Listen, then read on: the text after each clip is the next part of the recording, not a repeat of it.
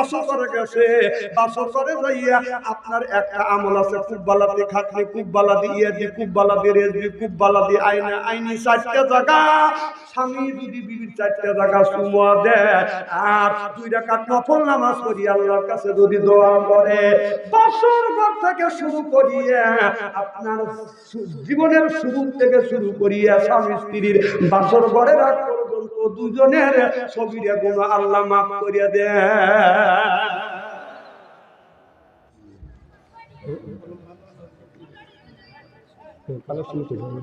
তাহলে আপনার এই 4টা জায়গা বাদাম সুমা দেওয়া লাগবে, এগুলি দরকার আছে না নাই? আমার আগে এক বক্তা আরেকদিকে ওয়াজ করতেছে যে হুজুর কবরের মধ্যে মুরব্বীরা শুয়ে রয়েছে, দাদা দাদি শুয়ে রয়েছে, কি করতেছে সেই ওয়াজ করেন, আর আপনি করেন কি? ওই বক্তা তো ওই ওয়াজ করে নাই, আমাকে সে বললো তো হুজুর কবরের মধ্যে দাদা দাদি বাপ মা কি করতেছে সেই ওয়াজ করেন। তোর বাপ মা যদি ভালো কাজ করে থাকে শান্তিতে আছে, আর যদি খারাপ করে থাকে তাকে ভূতনি খেতেছে। কবরের ভিতরে কি ওয়াজ করবো? কবরের মধ্যে যদি ভালো কাজ করে থাকে ভালোভাবে আছে, আর যদি খারাপ কাজ দুনিয়ায় করে থাকে ভূতনি খাইতেছে। ভালো কাজ দুনিয়ার থেকে করিয়া যা, কবরের ওয়াজ কিরে? কবরে ভালোভাবে থাকতে চাইলে এর থেকে আমল করা লাগবে, নইলে ভূতনি ছাড়া পথ নাই। কথা কি খারাপ করতেছি নাকি? মরে গেছে কি সব ভালো কাজ করলে পাবে। আবার ভালো সংসার যদি রাখা যায়, এই ছেলে ভালো কাজ করবে কবরের মধ্যে শান্তি পাবে। ছেলে যদি অন্যায় খারাপ করে বলবে যে এমন ছেলে জন্ম দিয়ে গেছে মানুষের শান্তিতে থাকতে দেয় না। ছেলে পাপ দুনিয়ার থেকে যত পাপ করবে অন্যায় করবে সব পাপ 3 ভাগে ভাগ হবে। এক ভাগ বাপ, এক ভাগ ছেলে, এক ভাগ মা। মরে গেল কবরের মধ্যে ফ্যাক্সিলেট হবে। বিশ্বজনী না হয় জিজ্ঞেস করিয়েছে তার সাথে কবরস্থান যান যান। অনেকের মা বাবা আত্মীয় স্বজন মরে গেছে, যে ভ্যাকসিনে দেওয়া যেতেছে না, তাহলে কি জবাব দেয়? যান আপনার বিবেক কি কয়? বাসর ঘরে যায় উনি ওই আমল বাদ রেখে উনি বলতেছে, গান গাইছে, বিবি আমি ঠকি নাই, আমি ঠকি নাই রে। আপনি আজকে তোমার আমার বাসর ঘর, আজকে আমরা কি করবো? নেকির কাজ করবো, আল্লাহর কাছে মোনাজাত করবো। তার বলতেছে আমার চাইতে আজকে সুখী মানুষ দুনিয়ায় নাই। কি হয়েছে? কয় বিবি আমি ঠকি নাই, আমি ঠকি নাই রে। তুমি আমার 9 নাম্বার বিবি রে। আমার আগে 8 টাকা তোক দিয়ে 9 টাকা। বউ না খাড়া থেকে মাথায় হাত দিয়ে খাটের উপরে দাবাস করে স্বামী কয় তুমি পইলে কে? বউ বলতেছে আল্লাহ কানের বগল দিয়ে বাইছে যেমন। তখন বউ উত্তর দিচ্ছে, স্বামী আমি ঠকি নাই, আমি ঠকি নাই রে। তুমি আমার 10 নাম্বার স্বামী রে। আমার আগে 9 টাকা তোক দিল 10টা। কথা কর।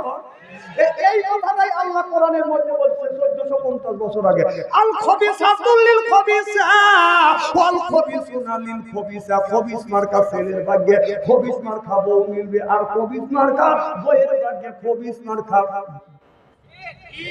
কি? এ 33 তে পড়ে যে বাসল করে দা বলবে সলিডটা পাইছি, তুই যদি 11টা ঠকা ও 14টা ঠকা তুই আইছে বসে আছে বাবা।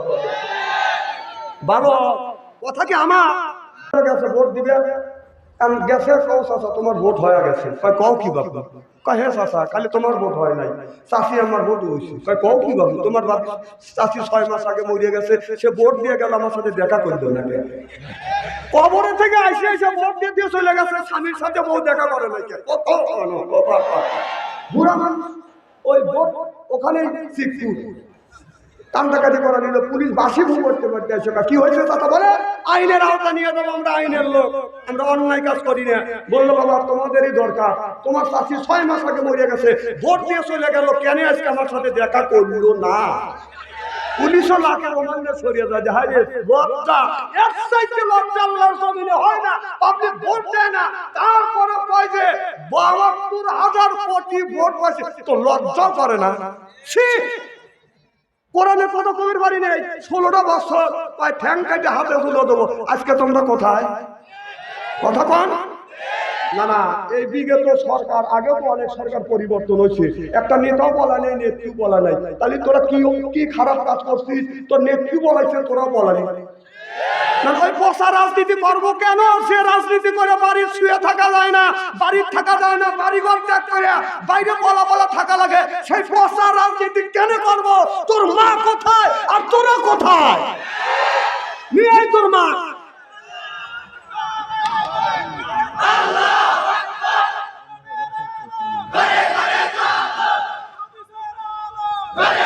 বাবা দাঁড়াও, এই যে তাকবীর দিচ্ছেন আপনারা ফিরে ফিরে তাকবীর দেন, তাকবীর দেন একজন। যদি তাকবীর না দেন আমি উঠে এসে দাঁড়াবো না। কোন একজন তাকবীর দেন, নারায়ণ তাও হয় এইটা নারায়ণ তাকবীর।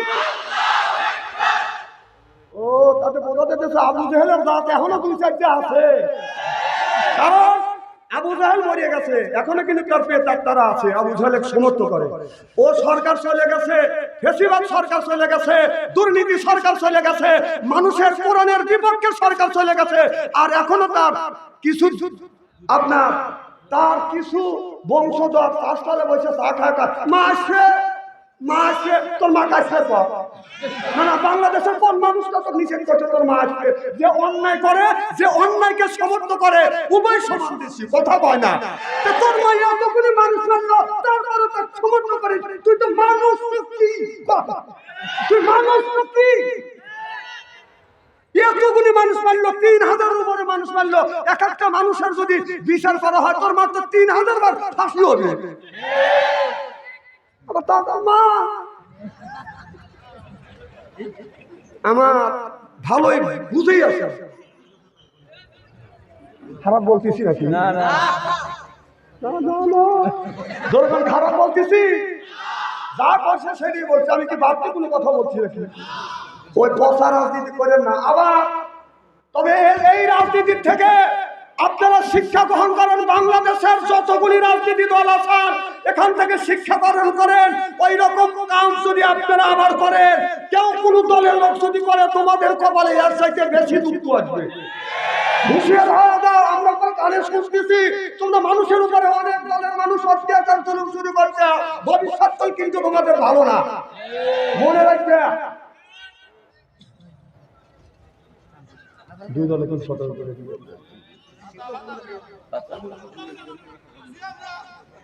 আচ্ছা তো হ্যাঁ আমি জানি, জেলে গেলে কেউ জেলের গেটে যাও নাই কোনোদিন, জেল তো খারাপ কম খাটি দেখে।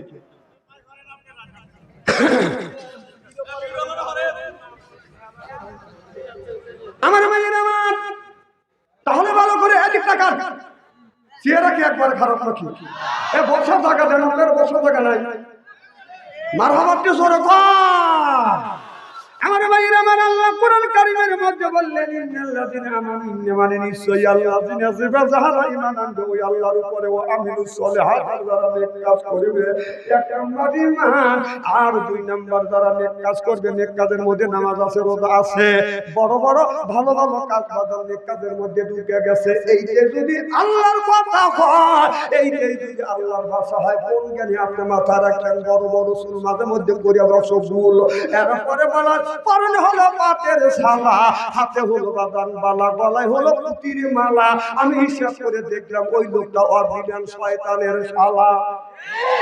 নামাজ নাই, রোজা নাই, হজ নাই, যাকাত নাই, বলে খাসার ভিতর আছে পাখি ঢুকলো কিভাবে? ওই যে খাসার ভিতর আছে না পাখি ঢুকলো কিভাবে? মসজিদ না খাওয়াইলে পাক সানা পাখি কি খাবে?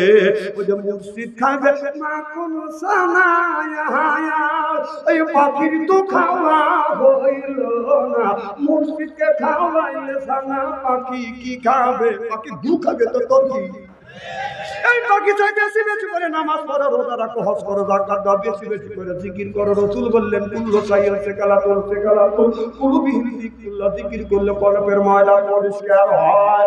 আপনার কাপড়ে যদি ময়লা পড়ে, সাবান সোটা দিলে বাদান পরিষ্কার হয়।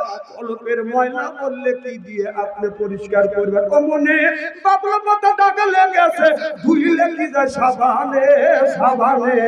ওদের মনের ময়লা বুঝবে কেমনে খাটো চাই না রে দিলে স্বভাব চাই না রে বলে শিশর গন্ধ যাইবে কি ভাই শিকার গন্ধ যাইবে কি ভাই গোলাপ জল দিলে যেরকম ঠিক কিনে রাসূল বললেন কুল্লু সাইল সে কালাতো কুলু বিহিদি কুল্লা বেশি বেশি করা জিকির করো কলবের ময়লা পরিষ্কার করে দিবে কে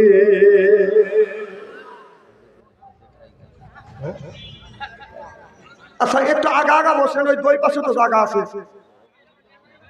হ্যাঁ ক্যামেরা না থাকলে তো আপনারা আমাকে আনতেন না আমি তো পরিচয় হচ্ছি ক্যামেরার লেগে এদেরকে আমি ভালো দিতে পারি নাকি এই ক্যামেরা তো খুব উপকার করতেছে অনেক মানুষ জাহান্নামের হাত থেকে বাঁচতেছে এই ক্যামেরার ওয়াজ শুনে শুনে মারহাবা কেউ ছোট ঘর উচিত কমিটির উচিত হলো ক্যামেরা এলাকার ব্যাপারে ডেকে নিয়ে আর কিছু না হলে নাস্তা তো করানোর উচিত ওরা তো খারাপ কাজ করতেছে না ওরা ইচ্ছা করলে আপনার দাঁতটা তুলতো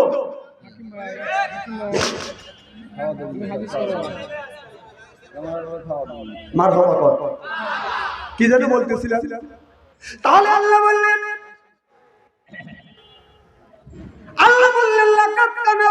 লাকাদ কানা লাকুম রাসূলুল্লাহি উসওয়াতুন হাসানা আল্লাহ নবী যেই রাস্তাটা দেখা দিয়েছে সেই রাস্তা আমাদের যাইতে হবে আল্লাহ নবী যেই কাজের কথা বলেছে সেই কাজটা আমাদের করতে হবে আল্লাহ বলেছে ইন্না আলাইনা লাল হুদা বান্দা সৃষ্টি করতে মানুষ সৃষ্টি করবার পরে কোন পথে মানুষ চলবে সেই রাস্তাটা আমি আল্লাহ দেখা দিয়েছি চিল্লাবার আল্লাহু আকবার আমার ভাইয়ের আমার সেই পথে আমরা যাইনি আল্লাহ রাব্বুল আলামিন একটু জিকির করেন ওই দিকে একটু জানলা ইলাহা ওই একটা এটা দেখেন না ওই ক্যামেরার দামে দেখতে পারছ না দেখা যাবে ওইগুলো বসতে দেখা যায় কমিটির লোক ওইগুলো ডাকিয়ে একটা আরো ওর উপরে বসা দিয়ে দিতে হয় আর এরা কি সরবি এখন জায়গাটা গরম করছে কারণ ভিতরে তো ঠান্ডা কথা কন ঠান্ডা জায়গা গরম করে বসে গরম জায়গা ছেড়ে দিয়ে কেউ ঠান্ডা জায়গা যাবে একটা পাগলও তো যাবে না আর ভালো মানুষের যাবে বলতেছে এরা তো কেউ ভালো মানুষ জায়গা করছে গরম এটা তো যাচ্ছে না ঠান্ডা ঠান্ডা জায়গাটা গরম করছে আচ্ছা দক্ষিণ পাশে যাওয়া যায় না কোন ক্যামেরাটা আমি তো মুখ সব দিকে ঘুরাচ্ছি এখানে দেখাচ্ছি আমি তো এ পারলেও করি এ পারলেও করি আমি তো কিছু বুঝি 80 টাকা কেজির চাউল পর্যন্ত খাচ্ছি আমি বুঝি না কোন পাল্লে যাইতে হবে কোন পাল্লে গেলে লোক আমার দেখবে কোন পাল্লে লোকে আমি দেখবো সব জ্ঞান আমার মধ্যে আছে এই জ্ঞান দেওয়ার মালিককে দেখেন আল্লাহ এই কথাটা বলছে কোরআনের মধ্যে সুবহানাল্লাহ জোরে বল আল্লামাহুল বায়ান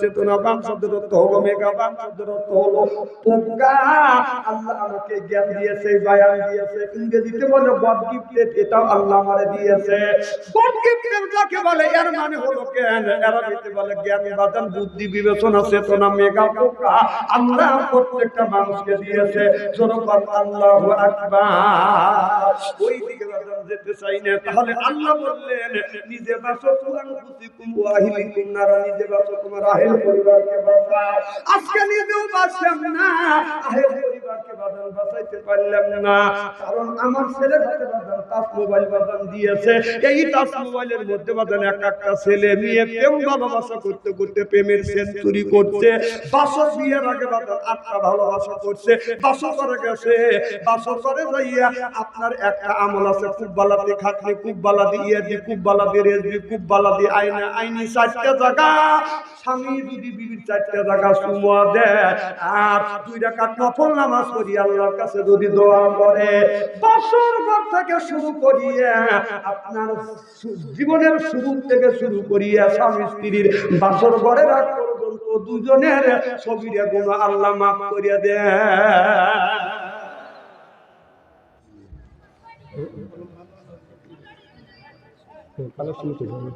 তাহলে আপনার এই 4টা জায়গা বাদাম সুমো দেওয়া লাগবে এগুলি দরকার আছে না নাই আমার আগে এক বক্তা আর একদিনকে ওয়াজ করতেছে যে হুজুর কবরের মধ্যে মুরব্বীরা শুয়ে রয়েছে, দাদা দাদি শুয়ে রয়েছে, কি করতেছে সেই ওয়াজ করেন, আর আপনি করেন কি? ওই বক্তা তো ওই ওয়াজ করে নাই, আমাকে সে বললো তো হুজুর কবরের মধ্যে দাদা দাদি বাপ মা কি করতেছে সেই ওয়াজ করেন। তোর বাপ মা যদি ভালো কাজ করে থাকে শান্তিতে আছে, আর যদি খারাপ করে থাকে তাকে ভূত রেখে দিচ্ছে। কবরের ভিতরে কি ওয়াজ করবো?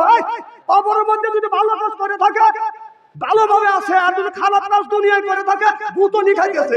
ভালো কাজ দুনিয়ার থেকে করিয়া যা কবরের ওয়াজ কিরে, কবরে ভালোভাবে থাকতে চাইলে এমনি আমল করা লাগবে, নইলে ভূত নিছেরা পথ নাই। কথা কি খারাপ করতেছি নাকি? মরে গেছে কি সব ভালো কাজ করলে পাবে। আবার ভালো সন্তান যদি রেখে যায়, এই ছেলে ভালো কাজ করবে কবরের মধ্যে শান্তি দেবে। ছেলে যদি অন্যায় খারাপ করে বলবে যে এমন ছেলে জন্ম দিয়ে গেছে মানুষের শান্তি দিয়ে থাকতে দেয় না। ছেলে পাপ দুনিয়ার থেকে যত পাপ করবে অন্যায় করবে সব পাপ তিন ভাগে ভাগ হবে, এক ভাগ বাপ, এক ভাগ ছেলে, এক ভাগ মা। মরে গেল কবরের মধ্যে ফ্যাক্সিলেট হবে। বিশ্বজনী না হয় জিজ্ঞাসা করিয়েছে তার সাথে কবরস্থান যান যান। অনেকের মা বাবা আপনার সাথে মরে গেছে যে ভ্যাকসিনে দেওয়া যেতেছে না, জানে কি জবাব দেয়? যান আপনার বিবেক কি কয়? বাসর ঘরে যায় উনি ওই আমল বাদ রেখে উনি বলতেছে, গান গাইছে, বিবি আমি ঠকি নাই, আমি ঠকি নাই রে। আপনি আজকে তোমার আমার বাসঘর, আজকে আমরা কি করবো? নেকির কাজ করবো, আল্লাহর কাছে মোনাজাত করবো। তার বলতেছে আমার চাইতে আজকে সুখী মানুষ দুনিয়ায় নাই। কি হয়েছে? কয় বিবি আমি ঠকি নাই, আমি ঠকি নাই রে। তুমি আমার 9 নাম্বার বিবি রে। আমার আগে 8 টাকা তোক দিয়ে 9 টাকা। বউ না খাড়া থেকে মাথায় হাত দিয়ে খাটের উপরে দাবাস করে করে। স্বামী কয় তুমি কইলে কে? বউ বলতেছে আল্লাহ কানের বগল দিয়ে বাইছে যেমন। তখন বউ উত্তর দিচ্ছে, স্বামী আমি ঠকি নাই, আমি ঠকি নাই রে। তুমি আমার 10 নাম্বার স্বামী রে।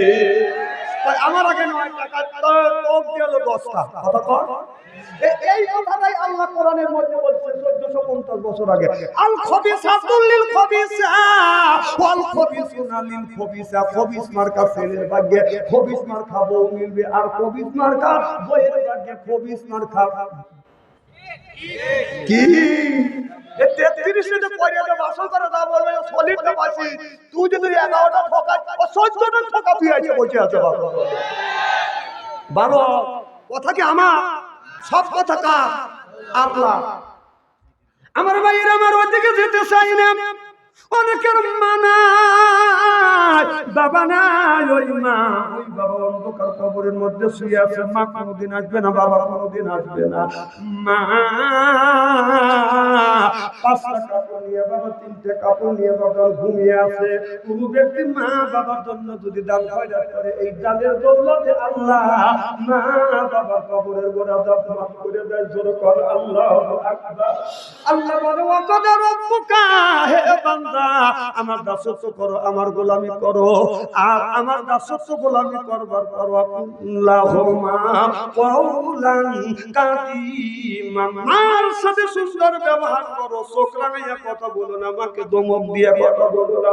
যুবকে অনেক যুবক আছে বাংলার জমিনে বাবাকে গাল ধরে বাড়ি থেকে বের করে দেয়, মাকেও বাজার এই হাতে বাজার মারে। আমার কথা হলো যুবক, কোন জ্ঞানে কোন বিবেকে তুমি তোমার মাকে মারলে?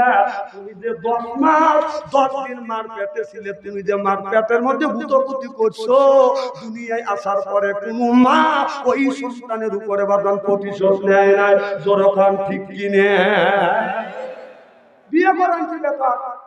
কামাই কাজি করে মা বাপ কাজে, তুমি কামাই কাজি করে বউ বল বাচ্চা নিয়ে খাও, আমার দিলে না। বেটারা উঠে আমার স্বামী কাম করে আনছে তোর দেবো। তুই স্বামী বালি বলে রে কথা বল না, তোর তো স্বামী আর তোর মা কথা বলে রে। অনেক মানে মাছ কিনে আনছে মা